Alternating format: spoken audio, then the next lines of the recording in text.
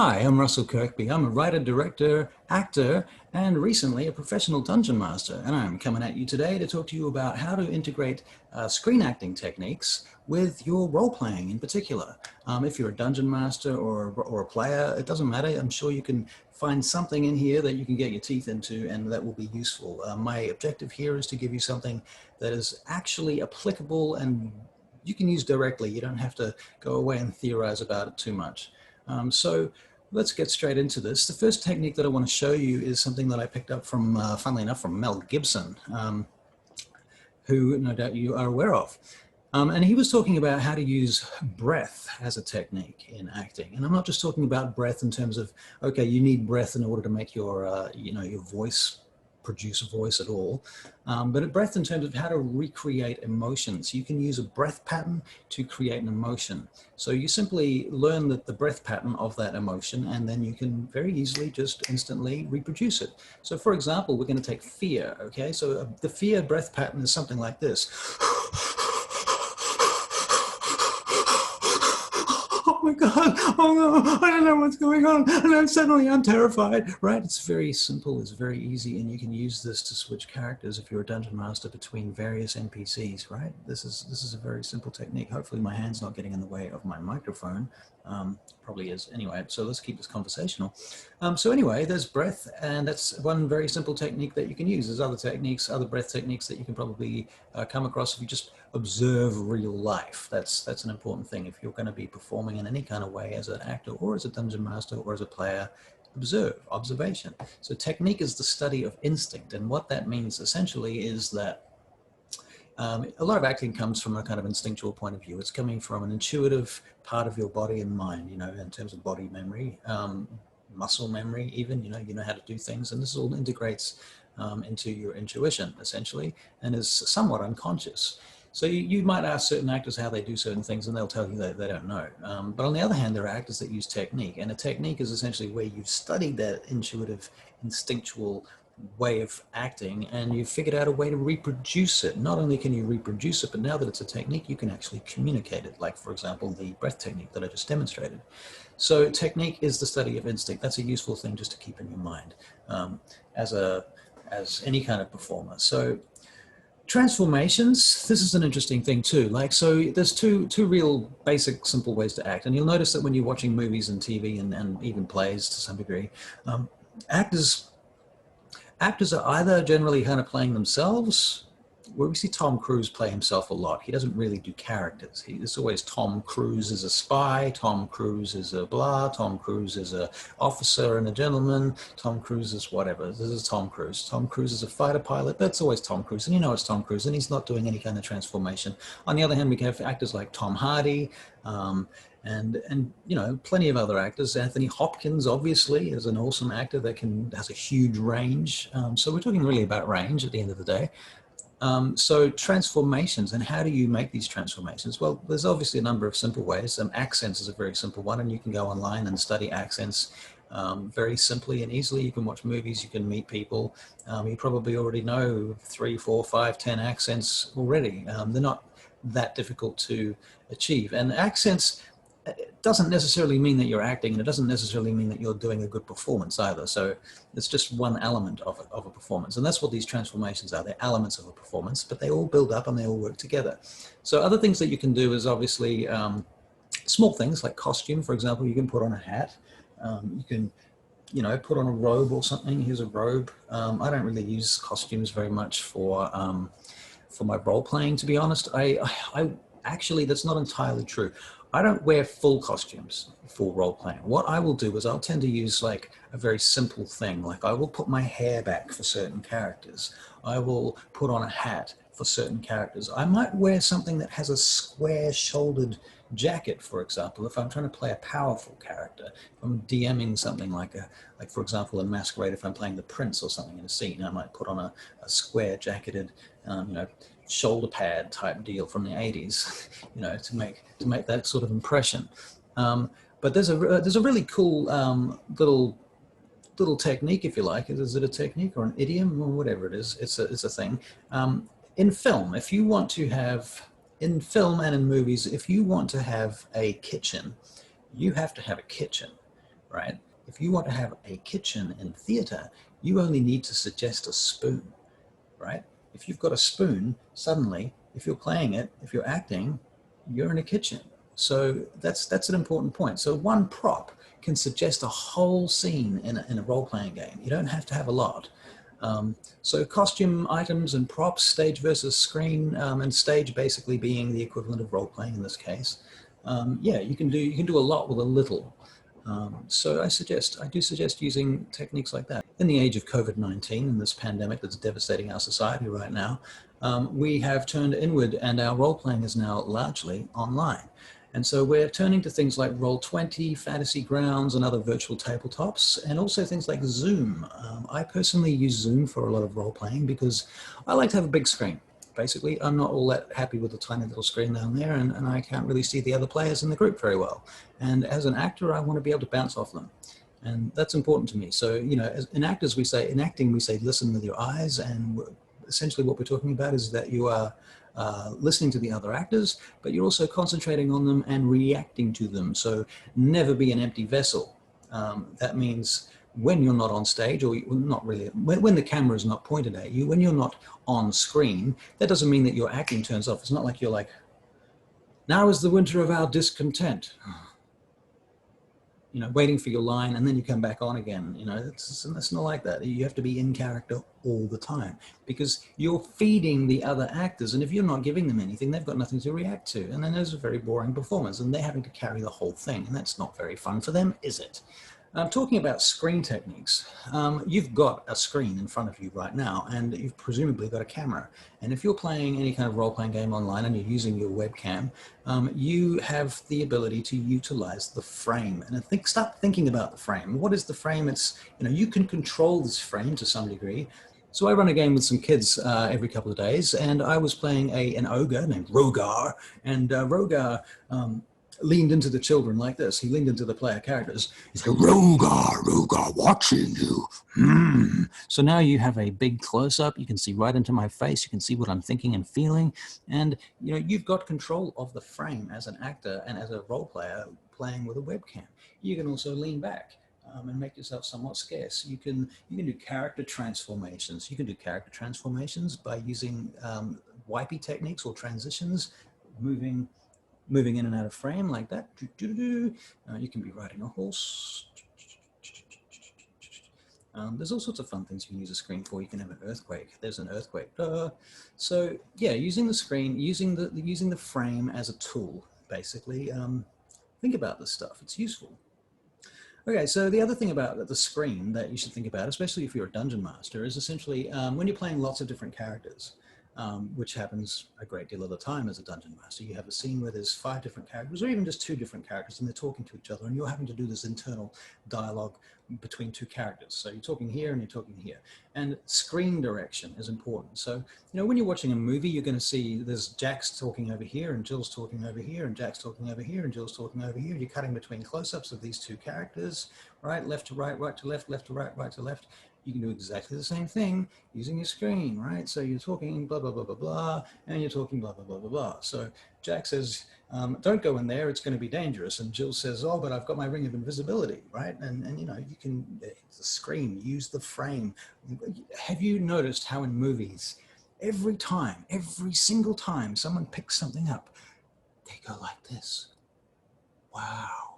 This doesn't happen in real life. Nobody does this. It's ridiculous, right? But in a movie or even an online role-playing game, if you're trying to tell the story, which is what it's all about, telling a story here, that's quite useful. This is important. So Stanislavski, who was a famous acting teacher and director from the Moscow Theater, who went to, I think it was New York, way back at the beginning of the 20th century, and he brought method acting to the United States and to Hollywood and to the world. And what he said was relax, relate, and pursue your objectives. So what he meant by that was not to sort of relax and you know, fall asleep, obviously, that would be silly.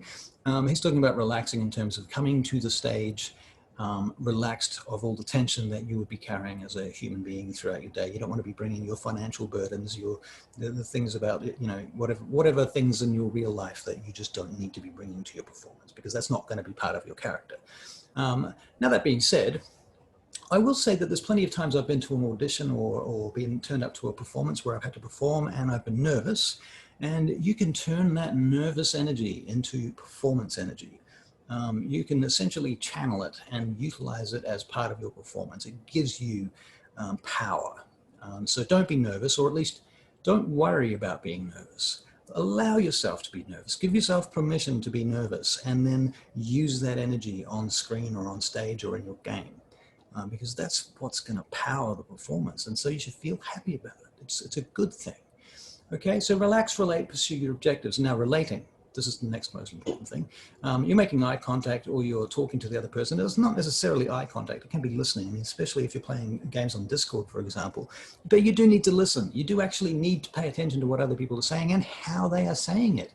And if they're coming in, you know, here, then you need to come back in and you need to be building tension somehow. I mean, if you're having a conversation and you're just listing off inventory items or, you know, inventory items or whatever, that, I mean, it might not be so important. But if you're actually trying to go for a sort of dramatic scene, then you want to build some tension up.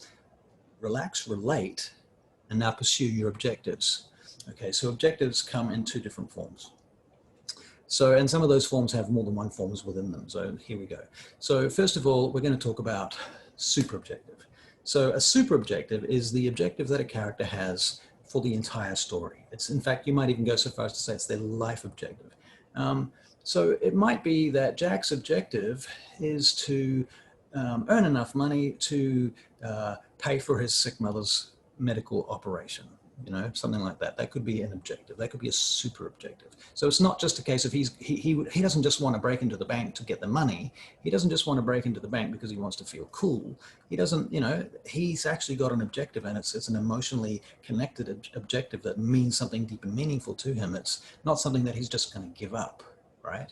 It's not a soft objective. So this is the next thing. Hard objectives, soft objectives. So in a D&D game, for example, I've got a paladin who's, you know, it's a bit cliche, but he's of a noble lineage, and he's the bastard son of the king who's been usurped, and his father's dead, and now my character's in exile, and so his objective is to retake the kingdom. Now, no matter how difficult that might be, it probably will never happen, and it's very unlikely, but there you go. That could be a hard objective. I think it's a hard objective.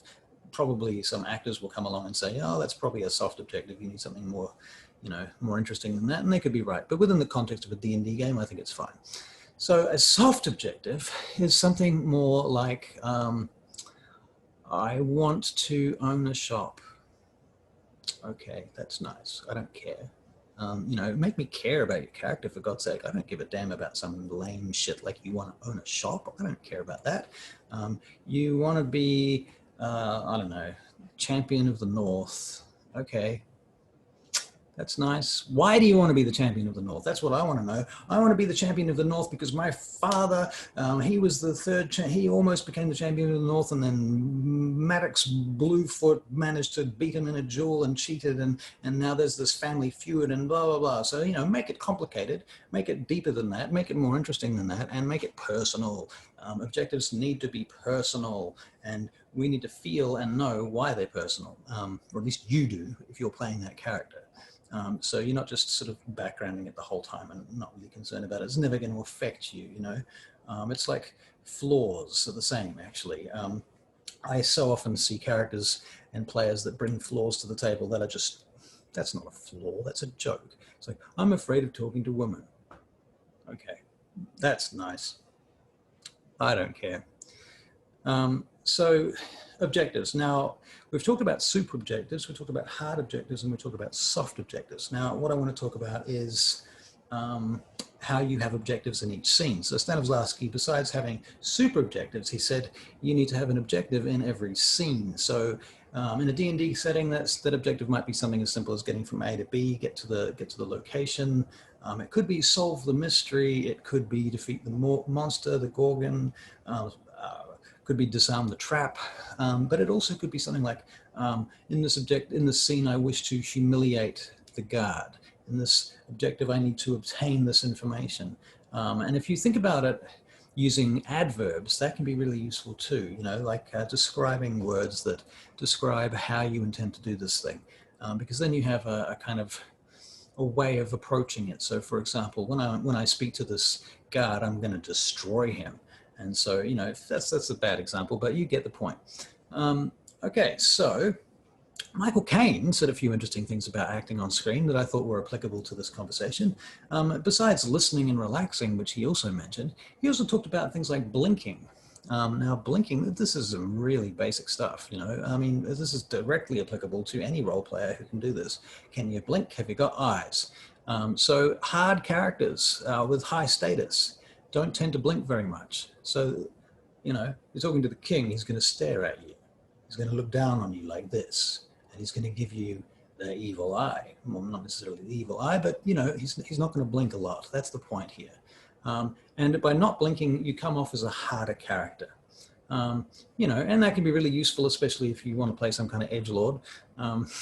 But if you want to play a softer character who is a little bit more vulnerable and possibly more interesting, I mean, and maybe this is more interesting, more useful, especially for the DM, because if you want to play, if you're in a scene where you're talking to the king, but the king also has a number of other NPCs standing around him, and you need to play those NPCs as differential to the king, you can use this kind of blinking sort of softer approach. You know, so that's a technique, very useful for power play. Going back to the point about how to use the frame, motion creates emotion.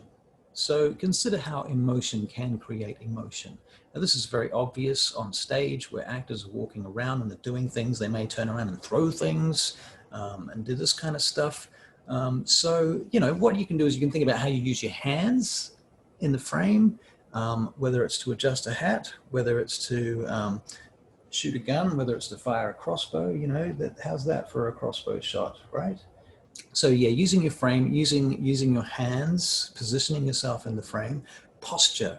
Now, you know, obviously, if you sit down and what have you, you could be playing a sleepy drunk in a tavern, okay? So, but you know, on the other hand, if you're sitting up and you're relaxed, or you could be on horseback, you throw your shoulders back a little bit. If you're a noble, you're going to sit up straight, right? Your back is going to be rigid, these kinds of things. Thinking about that, here's another little point, is like, as far as NPCs go, you think about the balance point of a character. So a younger character, we tend to think of younger characters as having their balance point all upstairs in their head, and they're kind of top heavy, and they, you know, the fool, the typical fool, the archetypal fool, the sacred fool. And it's all top heavy and not really very balanced. And the older the character gets, the more mature, shall we say, because it's not always about age. The more mature the character gets, the center of gravity comes further and further and further down until it sort of rests around about their hips, I suppose. So then, you know, you have an elderly person and they're an elderly person, a more mature person, they're much more stable emotionally and maturely. And so their center of gravity seems to be less top heavy. I mean, there's different aspects of characterization there, because now you have things like walking sticks and hunches and things as well. So getting into transformations, you know, age is a big transformation. You can certainly use all those simple things that you would learn in any drama class. This is not genius stuff. This is stuff you can pick up anywhere. So yeah, use all that stuff. That's great. Now, as for voices, because people think about, there's a lot of people talk about voices online in regards to DMing and what have you. Are voices important, blah, blah, blah. You know, obviously people like Matt Mercer uses voices all the time, and I'm a big fan of voices myself, and I like Matt Mercer. I think his voices are great. Then you get like Matthew Colville, who is a kind of a proponent of a different style of role-playing where you generally describe what your character is saying and talk about how your character does things, but still maintaining that character. That's the important thing, is that they are still motivated and that you're not metagaming. That's still role-playing in my books. And I'm happy to run a group that consists of people who do voices and people that don't do voices, and I don't think that matters. As long as they are in character and they're acting in character, I don't care if you're doing voices or not. But if you do want to do voices and you do want to create characters sort of physically in a sort of performance sense, I think there's a couple of useful things that you can do. The very simplest one that you can do is you can just watch a lot of TV and movies, and you can look for characters that you think are worthy of stealing. Did I say that out loud? Did I say that? So, you know, even look, Michael Caine even said, you know, Michael Caine even admits that he takes elements of people's performances that he likes and incorporates them into his own characters. And I think that's, I mean, if you go into alchemy, they talk about solve coagula or solve coagula, which essentially is to analyze and to synthesize. So you take the thing, you analyze everything around you and you synthesize it into this new thing. You take all the good bits and you synthesize a new thing that's yours. Essentially, when you take a character from a movie and you role play as that character, take for example Tom Hardy, right? And here's Milmore Glass. Milmore Glass talks a bit like this, and he's basically, all I'm doing is I'm trying to take Tom Hardy and I'm putting him inside the body of a gnome. And this is how he talks now that he's a gnome and he's an arcane trickster. And he's got this kind of funny accent and he's got this cadence, and that's how he sounds, and that's Milmore Glass. And the thing is, it probably doesn't actually sound like Tom Hardy at all. It sounds like me doing another funny voice. And so I've actually created something kind of semi-unique. The most important thing is not that your characters are that great. It's more important that your actors, your players, you recognize which character they're talking to without you having to tell them. And if you can achieve that, I think you're doing a great job. So yeah, good luck with all of this. If you've got any questions, drop me a line.